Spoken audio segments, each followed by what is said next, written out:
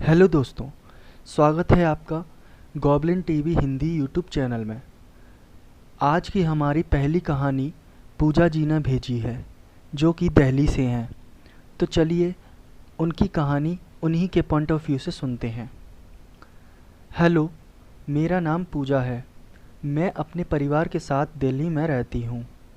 कुछ साल पहले मेरे साथ एक ऐसी घटना घटी जिसको मैं याद करके आज भी सहम जाती हूँ। यह कहानी लगभग 11-12 साल पहले की है। उस समय हमारी फाइनेंशियल कंडीशन अच्छी नहीं थी। खाने पीने का इंतज़ाम तो इंसान जैसे तैसे कर लेता है, लेकिन किराया देना बहुत ही मुश्किल होता है। ये बात वही लोग जानते हैं जो किराए के मकान में रहते हैं या रह चुके हैं। रास्ते में आते जाते माँ से जब भी कोई खैर खबर पूछता तो माँ यही कहती थी, क्या ठीक है, अब तो उनकी नौकरी भी चली गई। किराया कहाँ से देंगे, यही समझ में नहीं आ रहा। एक दिन माँ की बहुत पुरानी सहेली माँ को रास्ते में मिली। उन्होंने भी जब माँ से हालचाल पूछा तो उनसे भी माँ ने वही बात दोहराई। सहेली ने कहा, चिंता मत करो, मेरे भाई का एक घर है जो काफ़ी सालों से बंद है। तुम अगर चाहो तो अपने परिवार के साथ वहाँ रह सकती हो और तुम्हें किराया भी नहीं देना पड़ेगा। बस साफ सफाई का अच्छे से ख्याल रखना। यह कह के वो आंटी चली गई। माँ ने ये बात घर आकर सभी को बताई। हमारी तो खुशी का ठिकाना ही नहीं रहा। जरा सोचिए, आप किसी प्रॉब्लम में फंसे हैं और एकदम से कोई आपको मिले जो आपकी उस प्रॉब्लम को जड़ से उखाड़ फेंके। उस आंटी ने भी यही किया था। हमारी प्रॉब्लम को 1 मिनट में ही सॉल्व कर दिया था। दूसरे दिन माँ की सहेली चाबियाँ लेकर आई और कहा, तुम लोग आज ही शिफ्ट कर लो। फिर मैं और माँ उस घर की सफाई करने चले गए और उसी दिन हमने शिफ्ट कर लिया। सब नए घर में पहुंचकर बहुत खुश थे और सोच रहे थे कि अब तो आराम से रहेंगे। उस मकान में 2 फ्लोर थे। ग्राउंड फ्लोर पर 2 कमरे थे और फर्स्ट फ्लोर पर भी 2 ही कमरे थे। कुछ दिन बीते। एक दिन एक बूढ़ी दादी हमारे घर आईं और बोली, लगता है आप लोग इस मकान में नए आए हैं। पापा ने कहा, हाँ। फिर बूढ़ी दादी बोली, आ तो गए हैं, लेकिन क्या आपको पता है कि यह घर काफ़ी सालों से बंद था। पापा ने कहा, हाँ, हमें पता है। उसमें क्या हुआ? तो बूढ़ी दादी ने कहा, फिर तो आपको ये भी पता होगा कि ज़्यादा दिन तक बंद रहे मकानों में भूत प्रेतों का वास होता है। पापा ने कहा, ऐसा कुछ नहीं होता। आप हमें डराने आई हैं क्या? अगर नहीं होता तो कोई बात नहीं, देखोगे, महसूस करोगे, तब पता चलेगा। इतना कह के बूढ़ी आंटी वहाँ से चली गई। जैसा कि मैंने पहले बताया कि उस घर में एक कमरा भी था। मुझे उस बंद कमरे को देखकर बहुत अजीब महसूस होता था। उस बंद कमरे को देखकर मेरा मन हमेशा यही सोचता था कि इसको खोल के देखती हूँ। कुछ दिन बाद मकान मालिक आया और उसने कहा, इस कमरे को कभी मत खोलना, उसमें हमारा कुछ ज़रूरी सामान रखा है। हमने कहा, ठीक है। कुछ दिन बाद तो आराम से हंसते खेलते बीत गए, लेकिन धीरे धीरे अजीब चीज़ें होने लगीं। जैसे अचानक से कोई चीज़ गायब हो जाती और उसी कमरे के बाहर पड़ी मिलती। तो कभी हमारा डॉग, जिसका नाम प्लूटो था, वो रोज़ रात को अचानक उठकर बुरी तरह से रोने लगता, जिसकी वजह से सभी की नींद खराब हो जाती। कभी कभी छोटा भाई उसे रात में उठ के मारता कि रोज़ रोज़ क्यों रोता है, तू हमारी नींद खराब करता है। अब तक इन सभी बातों को घर में नॉर्मल समझ रहे थे। फिर एक रात की बात है, मैं और मेरी दादी ग्राउंड फ्लोर पर जो कमरा बंद रहता था उसके बगल वाले कमरे में सोए हुए थे और माँ, दोनों भाई पापा फर्स्ट फ्लोर वाले कमरों में सोए थे। गांव में अक्सर रात के समय बिजली चली जाती थी। उस समय भी बिजली नहीं थी। मैंने लैंप को बंद किया और आंखें बंद करके लेट गई। पता नहीं कब कब मुझे एक गहरी नींद आ गई। मेरी आँख रात के करीब 1:35 पर खुली। किसी की आवाज़ कानों में पड़ रही थी। देखा दादी गहरी नींद में सोई हुई हैं।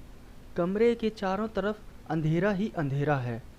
बाहर वाइपर जो वॉशरूम की दीवार से सटा हुआ रखा था, जोर जोर से दीवार में लग रहा था। उसके दीवार में लगने से पट पट की आवाज़ तेज हो रही थी और सामने खूंटी पर टंगा हुआ शीशा भी वाइपर की ही तरह बार बार दीवार पर लग रहा था। हैरत की बात तो ये थी कि उस समय हवा नाम की कोई चीज़ नहीं चल रही थी। उन आवाज़ों को सुनकर मुझे ऐसा लग रहा था जैसे मेरे सीने पर कोई बहुत ज़्यादा बोझ की चीज़ रखी हो। उस बोझ की वजह से मुझे ऐसा लग रहा था मानो अभी मुझे दिल का दौरा पड़ने वाला हो। अभी शीशा और वाइपर की आवाज़ें बंद नहीं हुई थीं कि कमरे के दरवाजे पर किसी के पंजों के खुरचने की डरावनी आवाज़, जैसे कोई लोहे की नुकीले पंजों से दरवाजे को अभी थोड़ी ही देर में उखाड़ लेगा।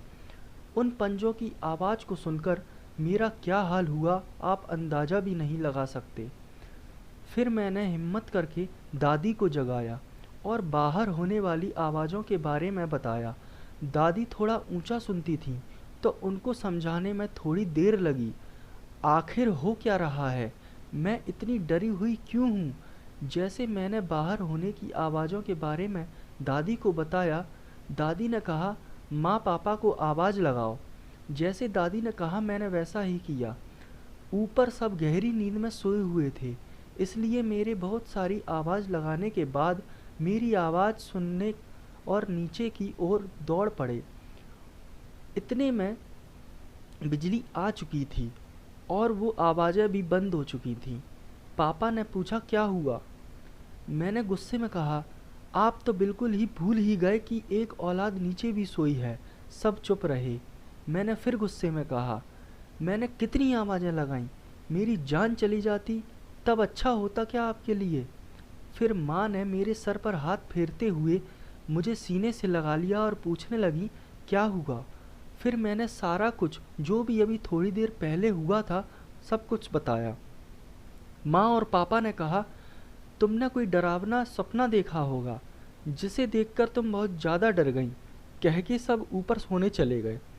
मैं भी अपने आप को ये कहकर समझाकर शायद बुरा सपना ही होगा सो गई। अभी भी पूरी तरह से सोई भी नहीं थी कि फिर से वही दरवाजे के उखाड़ लेने वाली दहशत से भरी लोहे के पंजों जैसी आवाज़ फिर से होने लगी। अब की बार तो ऊपर भी सभी जाग रहे थे, सोए नहीं थे।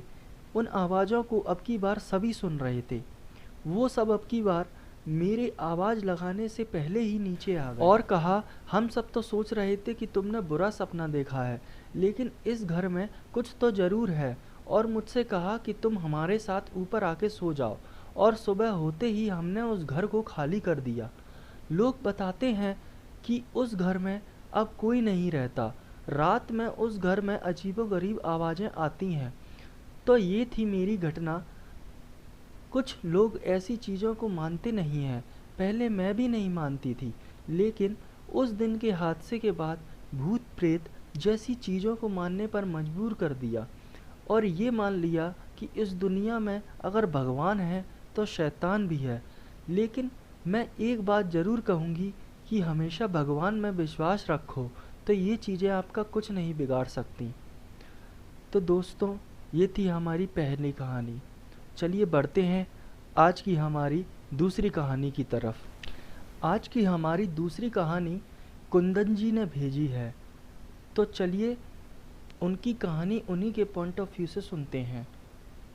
कुंदन जी बताते हैं कि एक छोटे बच्चे का, जिसकी उम्र लगभग 5 से 6 साल रही होगी, उस बच्चे के दादा दादी एक दिन मेरे पास आए और बोले कि कुंदन जी, हमने आपका बहुत नाम सुना है, कृपया करके हमारी मदद करें, हम बहुत परेशान हैं, आपके पास बहुत उम्मीद लेकर आए हैं।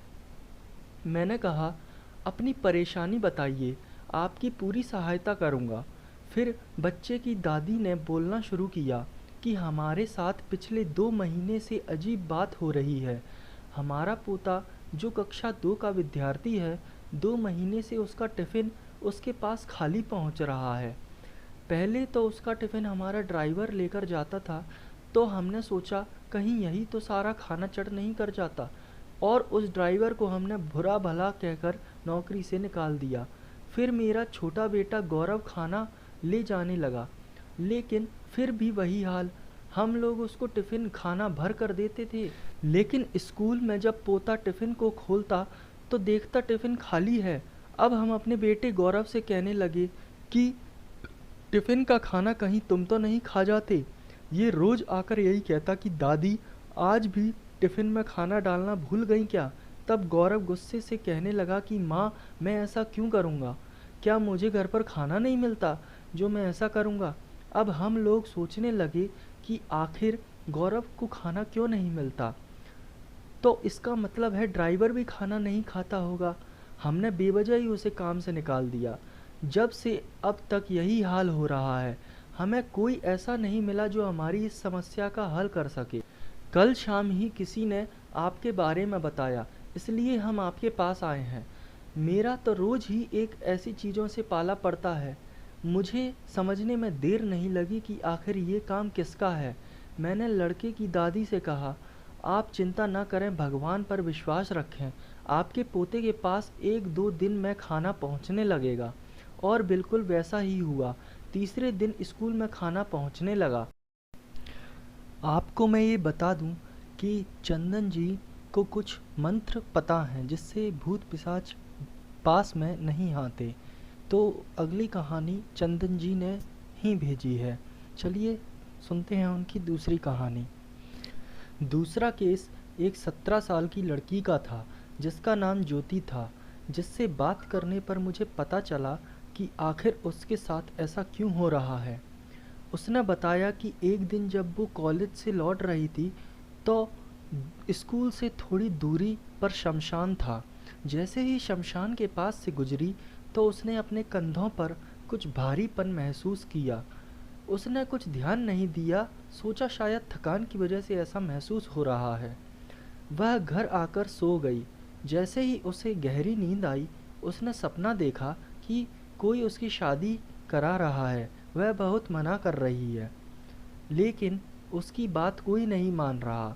जब सपने में उसकी कोई बात नहीं सुन रहा, तब उसने उस लड़के से बात करने का फैसला किया जिससे शादी हो रही थी। वो लड़का एक कमरे में था जहाँ बहुत अंधेरा था, और कमरे में दरवाजे की तरफ पीठ करके खड़ा था। ज्योति कमरे में पहुंची और उसने लड़के से कहा कि अभी तो मेरी शादी की उम्र भी नहीं है और ये लोग मेरी शादी ज़बरदस्ती करा रहे हैं। प्लीज़ आप इस शादी से मना कर दीजिए, क्योंकि आप मना करोगे तभी ये शादी रुकेगी, वरना ये लोग मेरी ज़बरदस्ती शादी करा देंगे।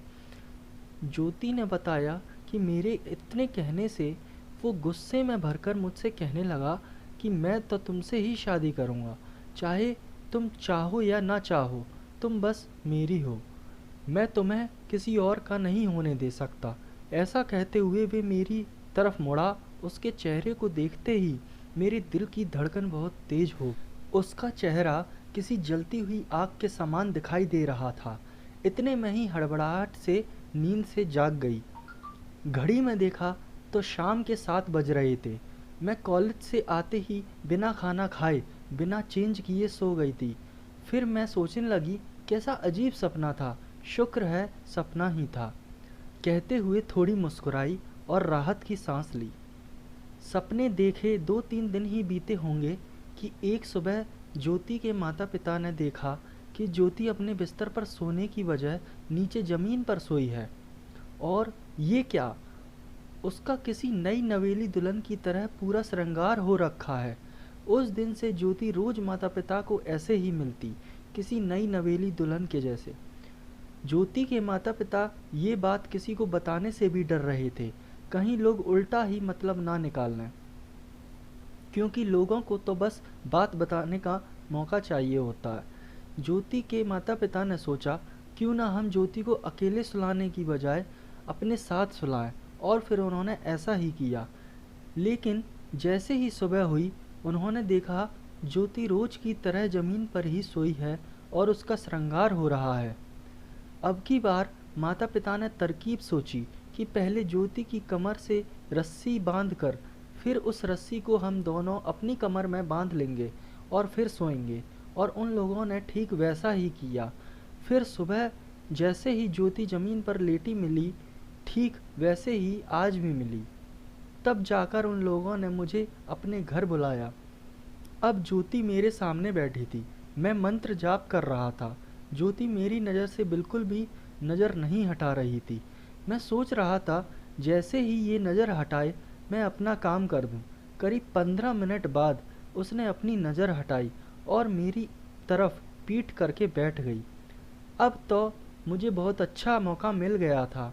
मैंने मन ही मन मंत्र जाप करते हुए उसकी पीठ में अपने दांतों को गड़ा दिया। अब तो ज्योति के अंदर में बैठा हुआ भूत जोर जोर से चिल्लाने लगा, मुझे छोड़ दो, मुझे छोड़ दो, मैं जा रहा हूँ, अब कभी नहीं आऊँगा। लेकिन मैंने अपने दांतों को पीठ में गाड़े रखा। 5-7 मिनट के बाद मैंने ज्योति से पूछा, क्या तुम्हें पीठ में दर्द हो रहा है? उसने हाँ में सिर हिलाया। फिर मैं ज्योति और उसके माता पिता को मंदिर लेकर भगवान का धन्यवाद करवाने गया। ये चीज़ मैंने नहीं हटाई, इन्होंने हटाई है, वरना मेरी क्या बिसात जो मैं ऐसी बुरी शक्तियों से भिड़ पाता। मित्रों, आत्माओं का, भूत प्रेतों का कोई ना कोई लक्ष्य जरूर होता है, कोई इच्छा जिसे वो जीते जी पूरी नहीं कर पाते तो उन इच्छाओं को वो मरने के बाद पूरा करते हैं, जिसके लिए उन्हें कोई ना कोई शरीर चाहिए होता है। तो इस दुनिया में कई तरह की चीज़ें हमारे आसपास विरचती हैं जो दिखाई नहीं देती। इसका मतलब ये बिल्कुल नहीं है कि वो चीज़ है ही नहीं। तो दोस्तों, आपको ये कहानी कैसी लगी? उम्मीद करता हूँ ये कहानी आपको बहुत अच्छी लगी होंगी। अच्छी लगे तो इस चैनल को सब्सक्राइब कीजिए और इस वीडियो को लाइक कीजिए। और अगर आप अपनी कोई कहानी भेजना चाहते हैं तो दिए गए ईमेल आईडी या व्हाट्सएप नंबर पर आप अपनी कहानी भेज सकते हैं। हमें आपकी कहानी सुनाने के लिए बहुत ही मज़ा आएगा। तो चलिए दोस्तों, मिलते हैं नेक्स्ट वीडियो में। बाय।